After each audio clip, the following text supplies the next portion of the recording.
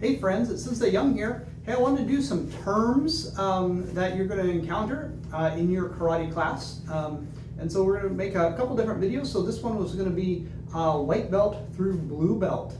So we're going to start with some counting. And so counting counts 1 through 10, and then all the way up to 99 just uses the number. So we're just going to count together. Ich, ni, sun, chi, go, rok, sech, hutch, kyu, ju. We'll do that one more time. Ich, ni, sun, chi, go, rok, sech, hutch, kyu, ju. So that's the 10. So going from 10 to 20, ju, that's 10, ju ich, ju ni, ju sun, ju chi, ju go, ju rok, ju sech, ju hutch, ju kyu, ni ju. Ni ju is 20. 21 through 25. Ni ju ich, ni ju ni ju sun, ni ju chi, ni ju go. And so you can continue that pattern all the way up to 99. So it's simply the so if we're let's just take 50. So 50, 5, ich ni sun chi go. So 5, 10, go ju. Go ju is going to be 50. 51 is going to be 5, 10, 1. Go ju ich. Go ju ni. We continue this pattern all the way up to 99 until you get to 100, and 100 is simply called hyaku. Hyaku is 100. Okay. Next, we're going to do stances with our feet. I'm going to back up here so you can see a little bit of my feet posture.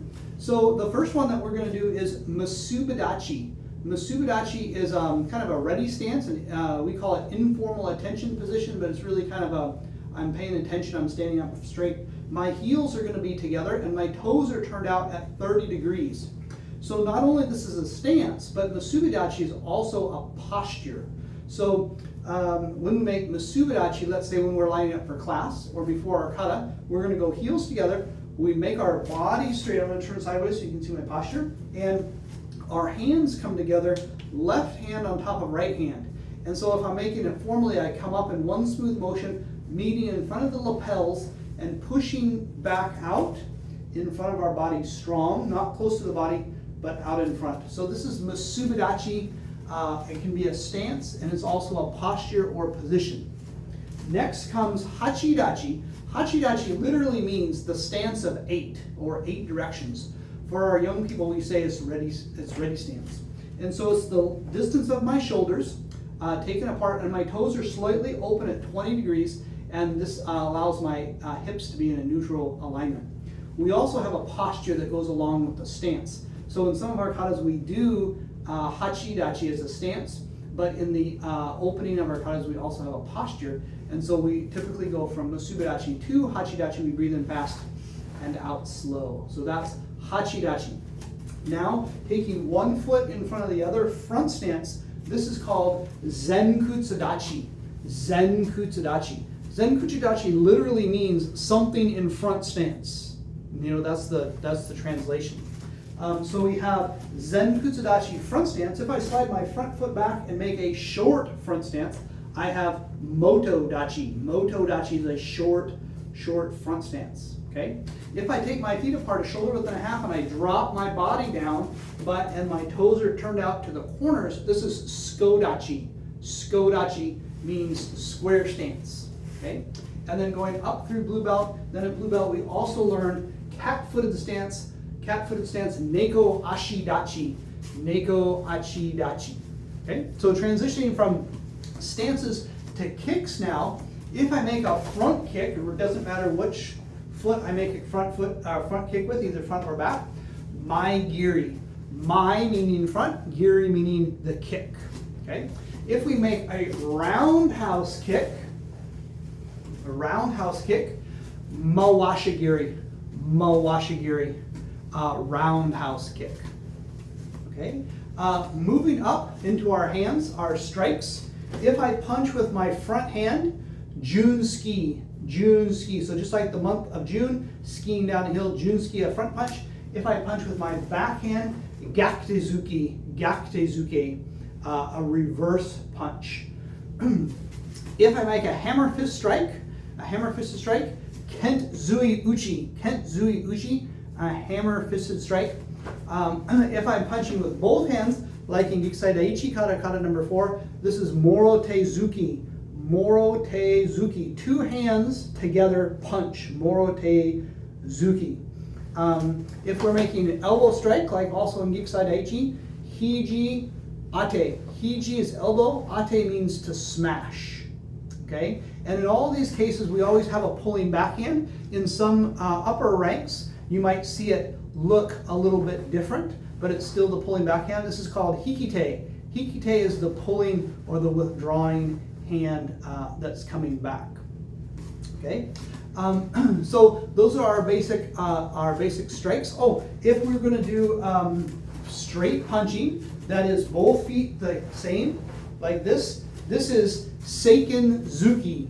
Seiken Zuki, a straight punch. There's no front and no back. Like if I turned, I have a front and a back. This is straight punch. Okay.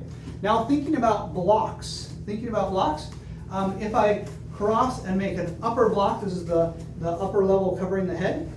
3 words: Jodan Agi Uke. Jodan Agi Uke.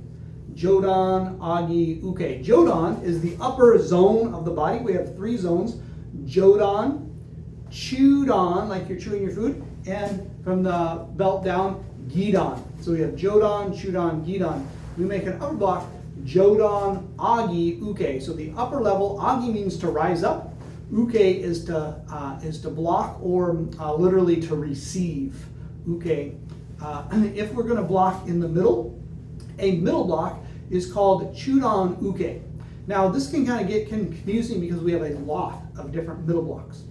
But at the yellow belt level, we're going to start doing the outside forearm block. So we cross our arms like this. Our blocking hand is all the way up here in our armpit. Hikite hand is up here on our shoulder, and we make a block that comes out. So the fist is at the 45-degree angle. I can put a fist between my body and my elbow, and we have the fist on top of by the shoulder. Okay, 3 words together: Soto Kote Uke. Soto Kote Uke. Soto means from the center line to the out. This motion, Soto. Kote is the forearm, and Uke, of course, is the block. Okay. If we were going to do a lower block, this is kind of where it gets a little weird. When we're going to set up our arms and cross, this is actually a sweeping block. And so this is called Gidan Barai. Gidan Barai. So Gidan is obviously the lower level because we talked about that just a minute ago. Barai means to sweep. To sweep. So we think, well, this might be called Gidan Uke, and technically it is, but more specifically, we talk about Gidan Barai. Okay. A couple of other things as you guys are watching. The directional pattern of a kata. So each kata has a different direction pattern or a road map that they're going to go. That's called embusen. Embusen is the directional pattern of a kata. Okay, obviously we're in a dojo. Dojo simply means a place of learning the way, karate do, the way of the empty fist. And so in the West we just kind of shorten up and say it just means the school, but dojo literally means a place to learn the way. Okay, and inside the dojo you have students, you have teachers, and you have various levels of rank in there. And so if I'm looking up to my teachers, these are my senpais or my senseis. Now here's the difference. A senpai can be someone who's senior than me, but they're also a student. For our youth students, they have teachers who are not yet black belts, but they're still teachers as a teaching relationship. They're going to continue to call them senpai. That simply means the senior to a person's relative rank. Anybody with a black belt we refer to as sensei, and we say this means teacher, but it's in Japanese, sensei simply means it's the person who's gone before us down the path of the way, and they're helping us, sensei. And so in Japanese hierarchy, there's many levels of sensei. We don't worry too much about that We do have the head of each dojo is referred to as the Kancho Sensei. It just means a headmaster, or you know, in the West, a principal of school. The students who are below my belt level, if I'm a student, is called the Kohai, the underclassmen compared to my rank. And people who are the same rank as me as a student are called Dohai. So that's kind of the hierarchy in the Japanese dojo. Okay, so I hope this was helpful. If there's anything I can help you guys with personally, just let me know. If there's any other words that I can help you with, I'm also happy to help you. So thank you very much for watching. We'll see you soon.